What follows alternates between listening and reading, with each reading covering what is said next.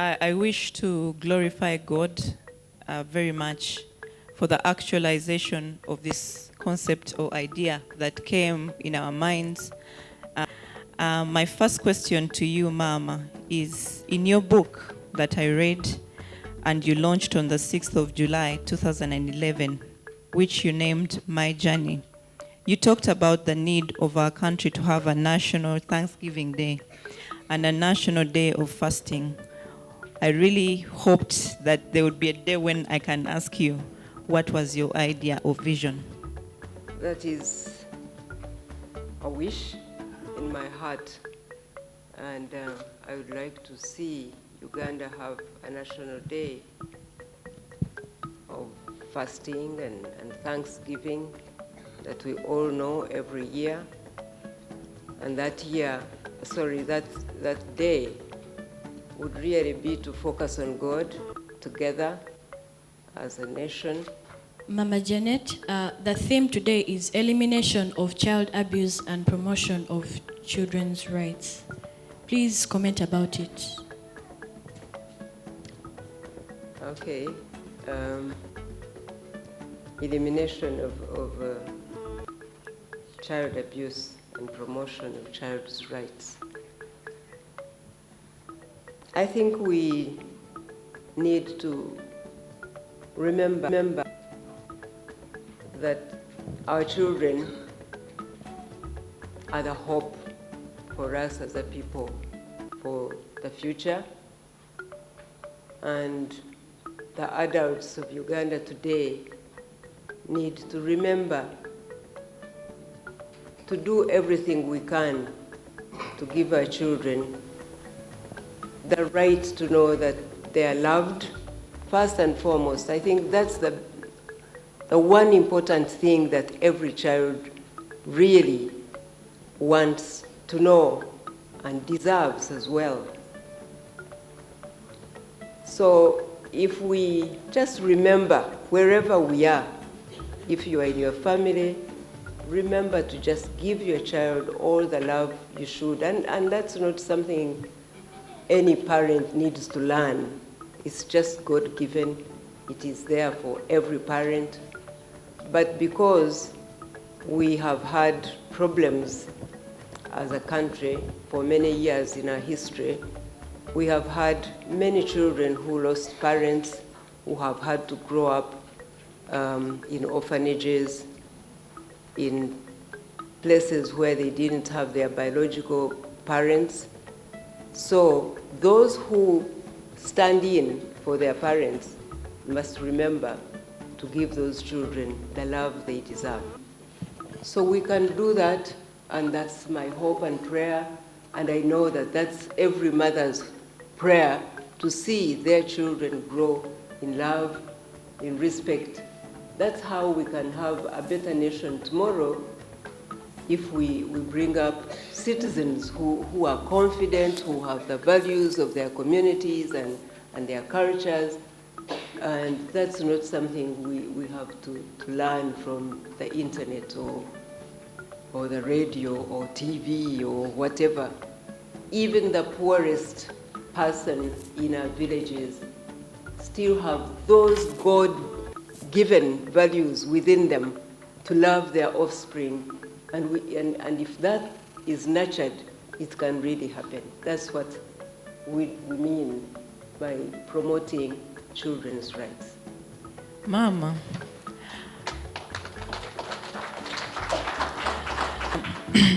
my journey, I know I haven't told you this story, but I moved from Kololo, where my father lives, when I got married, and my first marital home was in Kifumbira slums. That's what opened my eyes to the plight of vulnerable children, and that's why I started a voluntary, which is now an NGO, called the NAMBI Children Initiatives. But living in Kamocha in Kifumbira, you're talking to the parents to have personal responsibility over their children. I have seen a lot of ignorance. A mother who is a prostitute, therefore her byproducts will be prostitutes. Children who do not know that a family sits together and has dinner. Speak to to such people? What does government have in place to help eliminate ignorance that is the cause of all these orphanages?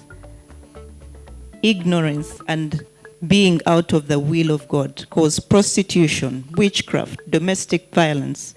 You're out of the will of God. Speak about that. That is the challenge we are facing in today's world and in Uganda for sure. That is happening not just with poor families. I want to tell you that that is happening even with families that are affluent, families where both parents go to work and children have nobody to take care of them, and families cannot have time together as a family to sit together, to eat together, to play when their parents are watching them. Children are being brought up by nannies in their homes, or what in Uganda we call house girls or house boys, because both parents go to work and work so late. And when my children were going to school, I remember a headmaster of the school they were going to told me that sometimes children are forgotten at school and they spend a night at school. Because a father went to work in the morning, the mother went to work. When the father got off work, he went to the club, the mother went to the saloon. When they got home, about 10 o'clock at night, one had expected the other to have picked the children, and nobody remembered to pick the children, and the children spent the night at school. And that headmaster was just sharing an experience with me that was really tragic for a society. And he said, and so the following morning, it is the headmaster or the teachers who have to go to what they call lost property at school to pick something that child can wear that day, because they spent the night and day into the uniform they had yesterday, and they have to spend the second day in the same dress or uniform because they didn't go home. Now, that child has both father and mother living, but he's just as orphaned as the one who really doesn't have them.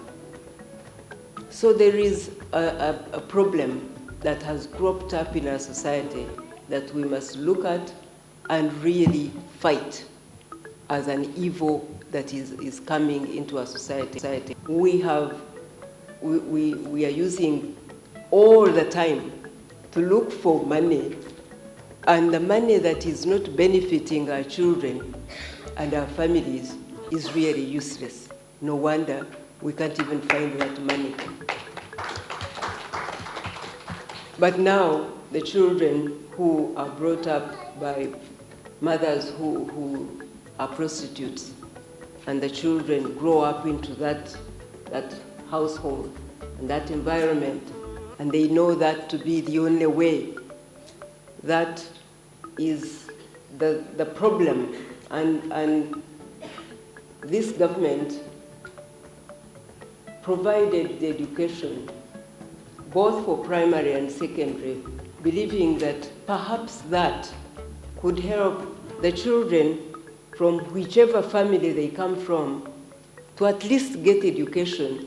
And if they are educated, one hopes that in their adult life they can provide for their own living and provide a better life that perhaps their background could not provide.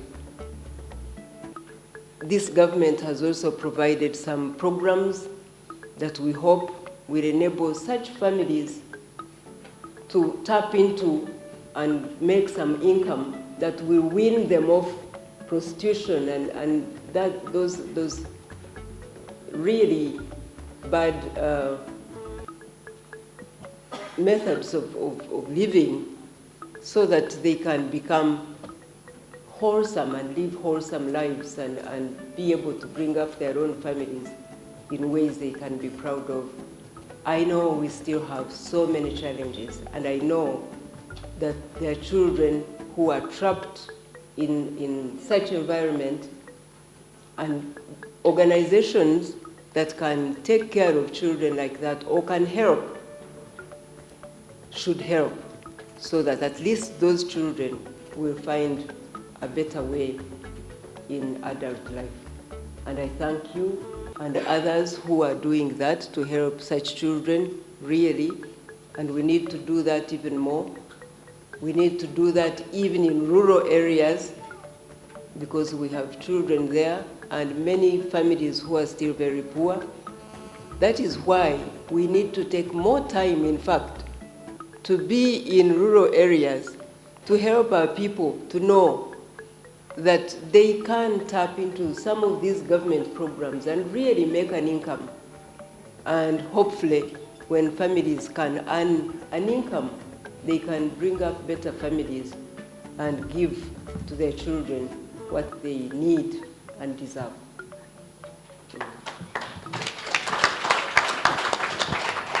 Mama Janet, what are some of your values that you can share with the children of Uganda today?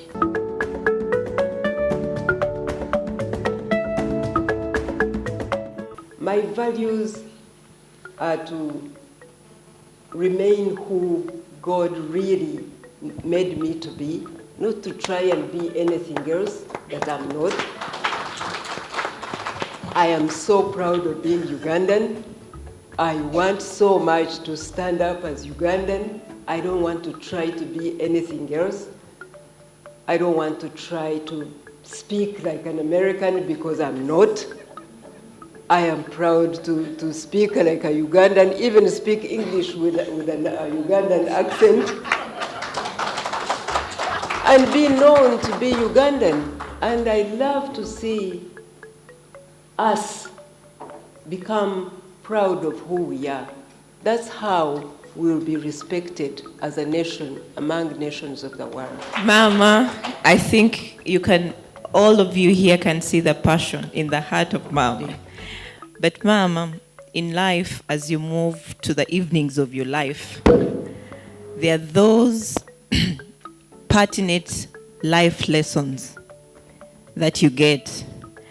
For me, as where I am today, what I call what has life taught me is give and you shall receive. What are some of your life lessons? What has life taught you? Well, that's a good question.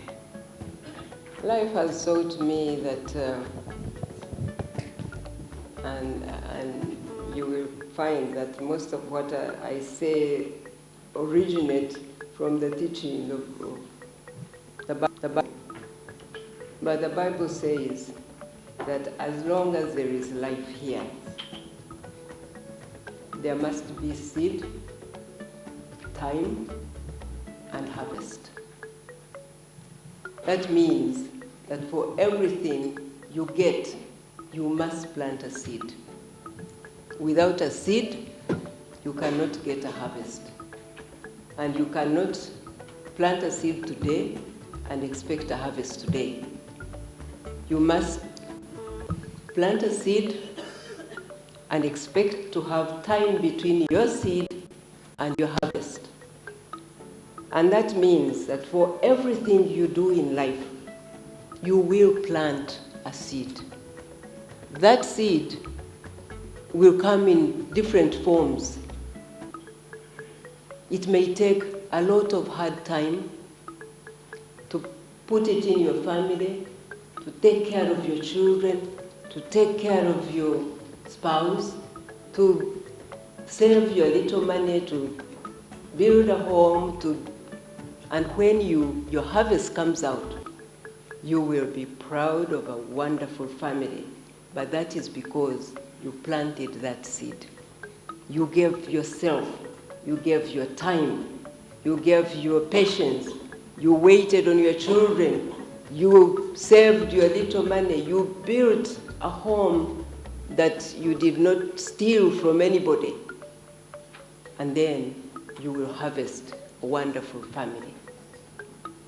But if you don't put in any seed, if you expect just harvesting always, you will find no harvest. So I have learned that for anything I want to get in life, I must be willing to have an input and wait, and I'll harvest whatever I'm looking for. Whatever you are looking for, if it's a job, you must have the patience to start small. And the problem with us Africans, now I want to be honest with you, Africans have a problem with patience. We want to get into a job now and be the highest person in the ranking in that office today. And that doesn't happen. You want to start working now and build a bank now. Doesn't happen. And many times, that's why we find ourselves being mixed up in corruption and all sorts of things, because we want to harvest quickly. There must be seed and time and harvest. But also when you plant a bad seed, you will harvest a lot of bad things. And the Bible then also says that whatever you plant is whatever is what you will harvest. And you say it many times in Uganda. Buli omu kyasiga kyakungula. That's what happens in life. Life has taught me to be patient, to pray for humility, to learn to say sorry when necessary.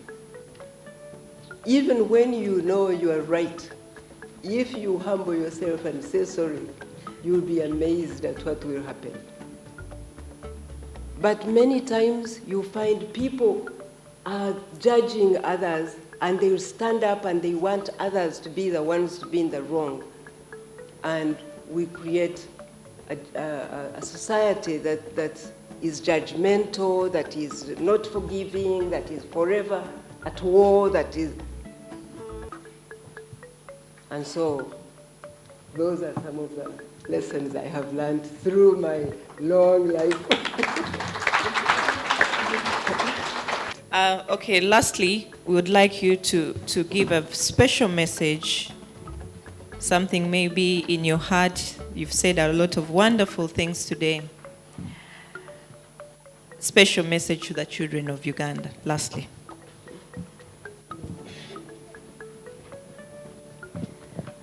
I want to say something about why we started the Uganda Youth Forum, for instance. You had one of my many sons testify about the Youth Forum, which we used to have, and we still do, but I just haven't been participating in the Youth Forum lately. But I want to share with you what made us start the Youth Forum. When we did in the, I think, 90s, there was a generation of young Ugandans at that time, and my children were in that generation, I remember. And many of them had come back from Uganda from many other countries where their parents had run when Uganda was living in turmoil. And many had learned through those cultures in those countries where they were living to live like those people. They were struggling now to come back and to learn to live in Uganda and to learn the culture of Uganda, to make friends here, but a lot of things had changed in this country.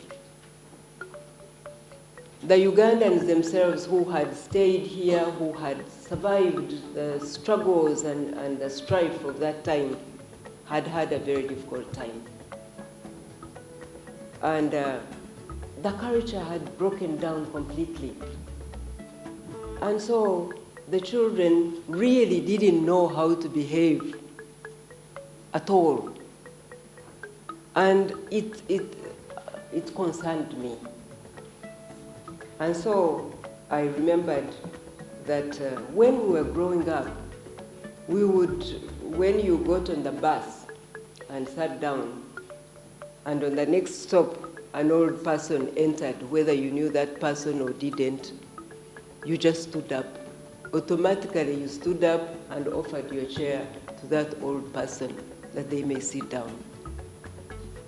If you were moving on the road in our villages and people knew each other and you met somebody who's older or looked like your mother's generation and they're carrying something heavy, you stopped and helped them. You greeted people. There was a culture that I remembered when we were growing up. When we came back here, our children were different. Our people were different. Everybody were for themselves and God for us all. And if children met an old person on the road, they would really push that person, and if they fall down, who cares? And I thought, how can we live in this society? Because you see, our children must be taught how to behave. That's what human beings are supposed to be. Human beings are not just supposed to grow as trees. Human beings are supposed to be taught how they must talk to old people, how they must eat, how they must answer to whoever in society, how there are things that we were taught to do when we were growing up. And so I thought, and then we also had, on top of all that, we had HIV and AIDS here, ravaging society, and people dying every day. And almost every family had lost somebody, or at least lost a relative, and people didn't know how we were going to be. And villages, I went to Masaka, I remember, and Rakai, and I found villages that had closed up. Literally, houses were closed up because people had really died. And so I thought, we have to do something. That's when we started the Youth Forum, so that we may have a forum where we could come and children could ask questions and get answers.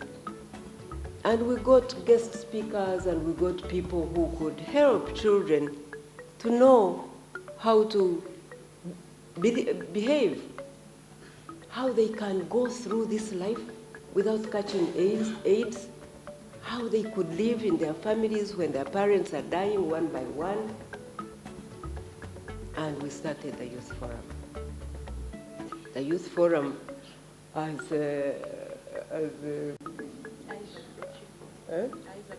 Isaac was saying, taught a generation. Now, many of them, as he was saying, are adults and they are responsible people and they are parents of their own children.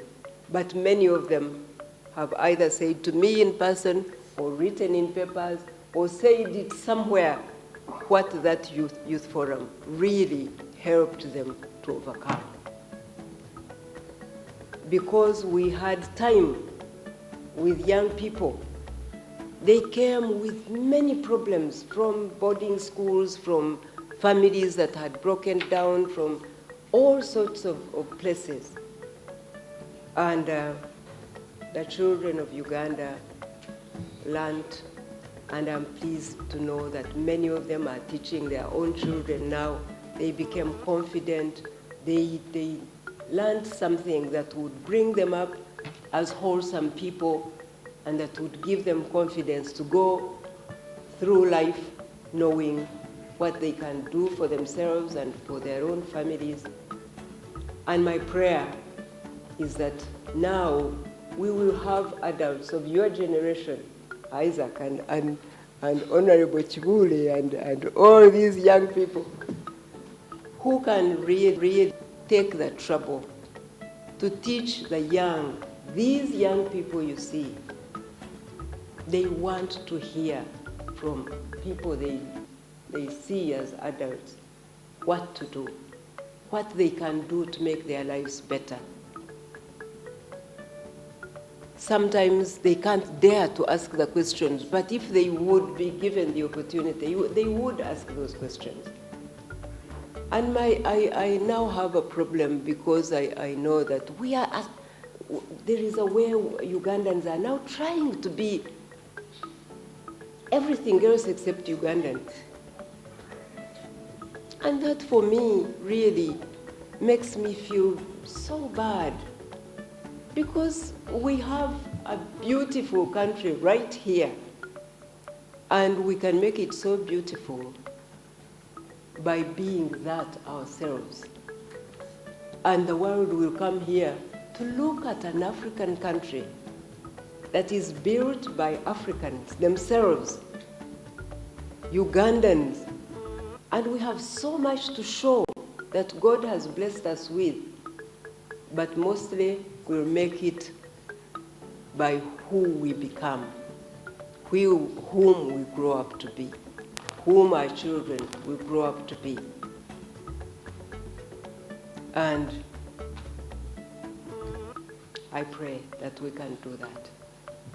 I've personally been inspired, and I've resolved that I'll write a book, Where Have All the Parents Gone? A Parent's Guide to Parenting.